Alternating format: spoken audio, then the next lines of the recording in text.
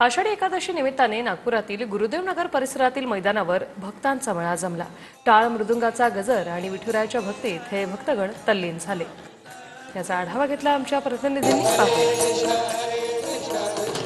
आषाढी एकादशीचा दिवस आहे आणि आज ज्याप्रमाणे हे पंढरपुरामध्ये हे वारकऱ्यांचा मेळा जमतो तसा मेळा नागपुरात सुद्धा जमलेला आहे। आपण या ठिकाणी बघू शकतो की विठ्ठल रुक्मिणी साक्षामध्ये या ठिकाणी ज्यांनी रूप धारण केलेलं आहे त्याचप्रमाणे पालखी सुद्धा या ठिकाणी पाहायला मिळते आहे। महत्त्वाचं म्हणजे या ठिकाणी आपण जर बघितलं तर मोठ्या प्रमाणात नागपूरकर भक्त जे आहे ते या ठिकाणी आलेले आहे। एक प्रकारे रिंगण या ठिकाणी सजवण्यात आलेलं आहे। टाळ मृदुंगाचा गजर या ठिकाणी केला जातो आहे आणि भक्तिमय वातावरणामध्ये नागपूरकर रंगल्याचं चित्र पाहायला मिळते आहे।